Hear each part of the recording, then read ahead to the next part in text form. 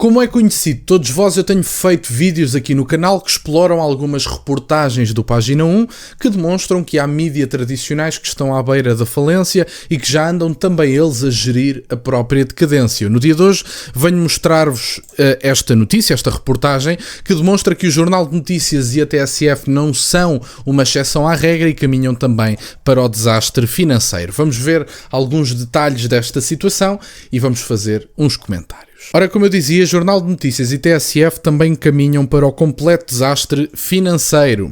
No ano passado, após uma convulsão no grupo Mídia Global Notícias, no decurso de uma atribulada tentativa de controle por um obscuro fundo de investimento das Bahamas, o anúncio da separação do Jornal de Notícias e da TSF foi vendido como uma manobra de ressurreição. Criou-se então a Notícias Ilimitadas, dinamizada pelo ex-jornalista Domingos de Andrade, com um conjunto de empresários nortenhos apresentada como uma estrutura que permitiria salvar dois órgãos de comunicação social supostamente lucrativos, libertando-os da pesada âncora financeira deixada pela Global Notícias. Prometeram estabilidade, foco editorial e uma nova fase de títulos históricos. Era, afinal, apenas retórica.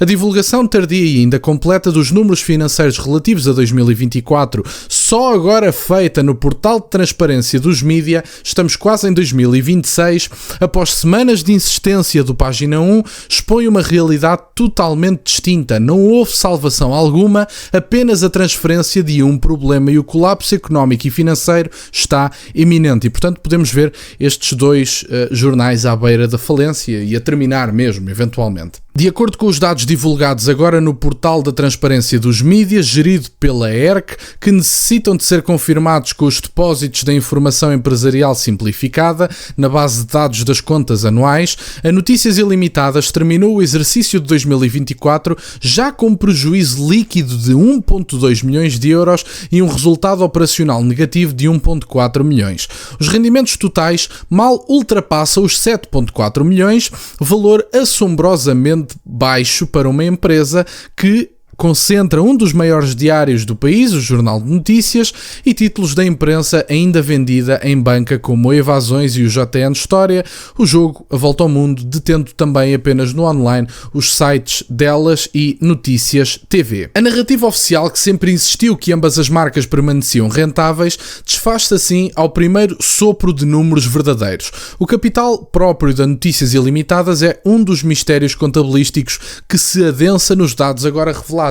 E, portanto, isto tem acontecido, como sabem, alguns dos subscritores mais atentos deste canal, tem acontecido a vários mídias tradicionais e isto não acontece por acaso. Há muitas pessoas que acreditam que a minha geração, as mais novas e até as gerações mais velhas deixaram de ler. Ou seja, agora como só querem ecrãs, deixámos de dar atenção aos mídias tradicionais e por isso, argumentam alguns, é que o canal Now começa a ter algum sucesso porque tem um trabalho visual mais interessante e que é permitido aceder-se nos ecrãs. Eu acho que é um argumento que pode ser feito, que o canal Now tem feito um grande trabalho, nomeadamente através da jornalista Ana Leal no seu segmento Repórter Sábado. Por outro lado, não parece haver indícios desde a pandemia de que a minha geração, as mais novas e as mais velhas, estejam a abrandar na leitura, queiram menos coisas físicas. Começaram a ser mais seletivos sobre aquilo que querem ler. Basta consultar alguns estudos, nomeadamente de dados de venda de livros da Amazon, que demonstra que tem havido um crescimento algo sustentado desde a pandemia do ponto de vista da venda de livros. E, portanto, as pessoas querem ler, as pessoas procuram informação.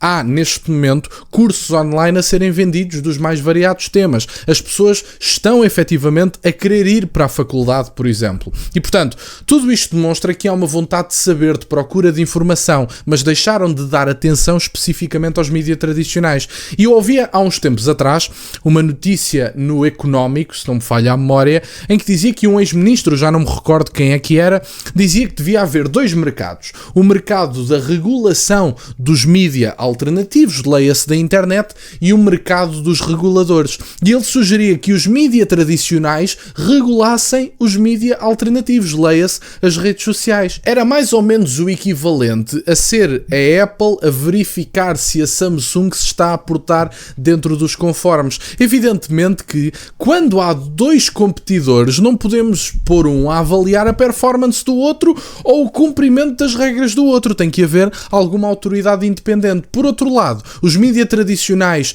têm regulamentos aos quais não obedecem, desde logo o código deontológico do jornalista, que lhe cospem em cima diariamente a maior parte dos jornalistas das televisões portuguesas, e por outro lado vendeu-se a narrativa de que a internet não tem regras. Meus amigos, vejam os regulamentos do YouTube, do TikTok, do qual já me tirou imensos vídeos. O TikTok está-me sempre a mandar vídeos abaixo, o YouTube às vezes desmonetiza, outras vezes por questões de direitos de autor manda o vídeo abaixo, às vezes recebo strikes, também acontece. Para quem não saiba o que é um strike, é uma espécie de aviso, e ao fim de 3 strikes ativos em simultâneo o canal vai abaixo. Portanto, as plataformas têm regras. O problema é que os detentores de autoridade não são os mídias tradicionais, nem o governo, nem os governos progressistas, que estão a ser vítimas do sucesso das redes sociais. E, portanto, é uma evidência que é uma estupidez de todo o tamanho dizer-se que devem ser os jornalistas a regular as redes sociais. Com efeito, a empresa tinha no final do ano passado apenas um capital social de 71 mil euros, mas surge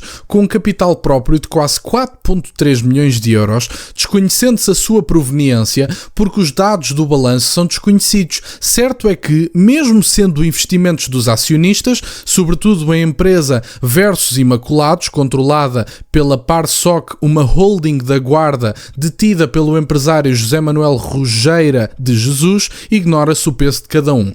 Em todo o caso, para uma empresa de média recente com títulos relevantes, causa espanto a estrutura de custos que não encontra correspondência nas receitas. Com efeito, o passivo da Notícias Ilimitadas atinge já 12,6 milhões de euros, ou seja, quase 3 vezes o capital próprio dos acionistas, o que coloca a empresa num limiar vulnerável. Basta repetir um resultado semelhante mais 1 ou 2 anos para que caia na falência técnica. Portanto, meus caros, honestamente, ainda às vezes há pessoas que dizem que é um problema que haja pessoas nas redes sociais a fazer dinheiro. Sabem qual é a diferença das pessoas que fazem dinheiro nas redes sociais e das pessoas que fazem dinheiro através de impostos que lhes são dados?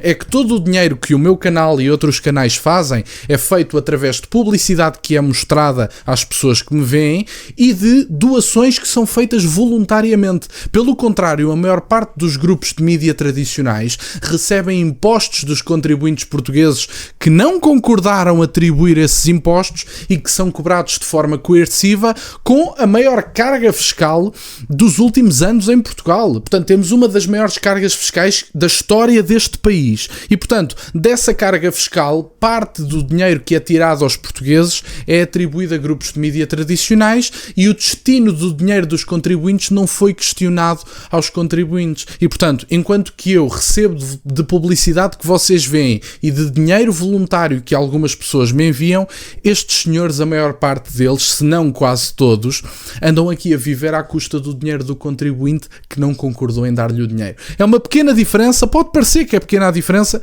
mas não é pequena de todo e é, aliás, decisiva no meu entender.